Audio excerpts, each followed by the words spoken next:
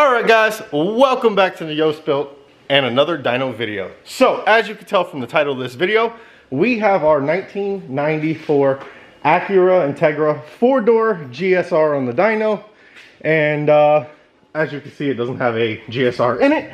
This is a K24a2 out of what we were told was a 06 TSX, so it does have a little bit of the bigger cams in it, but it doesn't have the 07, 08 cams in it. So this motor is 100% stock internally, the long block, so it has a 25-degree VTC, it has a stock oil pump, it has balance shafts. As you can see, it has ABS, power steering, it has a conversion harness or conversion fuel rail. It is running a set of SRT4 injectors. They're like 658 cc's. I did change the pigtails over so that it fits onto the OEM harness. I moved the ground off the intake manifold, moved it to the valve cover stud, which was recommended in the K-series adapter, K-motor thing when you're doing the injector harness. I did fix the TPS. If you watched the video when I first introduced this, I was having issues with the TPS. I bought the Acura TPS sensor, and in the description for their little installation instructions, it actually tells you to check the power and ground wire if you are using a not K24a2 conversion harness for your engine. So I checked it, it was backwards. So if you guys were wondering that issue I was having where I would only had 40% on K-Pro with the throttle all the way closed and only 60% on K-Pro with the throttle all the way open, that means the sensor does not have the correct power and ground, so it's not actually reading. If you just unplug the sensor, it'll give you the same numbers. So this thing has a 450 in-tank pump in it. It has an RBC. It has a tri-Y header that goes to a 2.5-inch exhaust. It has a resonator and a Megan Racing muffler on it. Other than that, like I said, AC, power steering, every factory thing was retained on this car. So if you hear me start it up and you hear a weird buzzing noise, that is the ABS pump running. It does have cruise control and everything still on the car. Only thing I haven't done is fix the cluster because I'm using a K20Z3 6-speed transmission. So the speed sensors ran off the counter shaft of third gear. So you have to change the signal from a high frequency to a low frequency signal for it to read properly on the dash. I got to properly read it in K-Pro, so you'll be able to see the speed on the K-Pro, but you can't see the speed on the dash. So if you see me doing a pull and you see the speedo staying at 0 the whole time, that is why. So I'm gonna already have a good bass tune on this thing. As you've seen, I drove it to H-Day, but I haven't actually tried to throw some timing at it. It had a really good tune. I pulled a bunch of timing out of it because I put it on 87 octane to drive it down the H-Day. So we threw some 93 in the tank. I'm going to pull the timing back out to the old base map I had. Then I'm going to throw a little timing at it each pass. I plan to make 3 or 4, maybe 5 passes. And we will see what a 100% stock K24a2 with a Z3 trans and a 94 Integra DB8 will make with a full 2.5-inch exhaust. This is literally the way I drive it every day. So hopefully you're ready for the video. And if you have any questions, leave them in the comments below about the swap or anything you need help with. And let's get into some dyno pulls.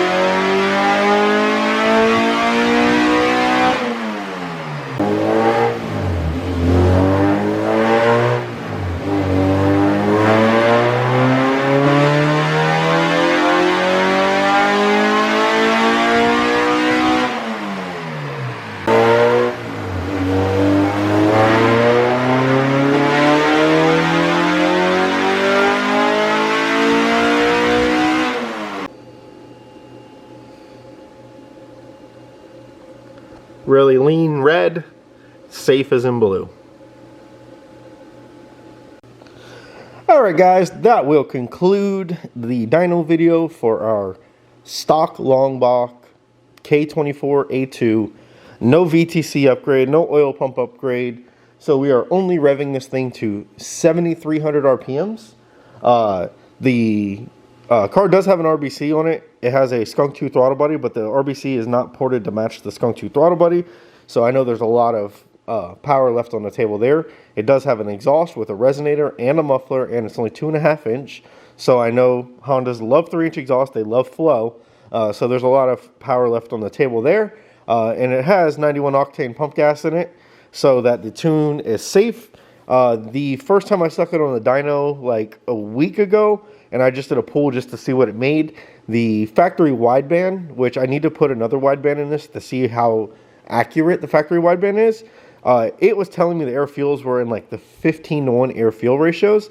So I made the tune a lot safer now. I got the injector data right for the bigger injectors and everything. So now it doesn't have like a hesitation at part throttle. We did lose like 8 horsepower from what it made when the air fuels were 15:1, but now it is a lot safer. It's on 91 pump gas. I can drive this thing anywhere, and I should never have an issue with it.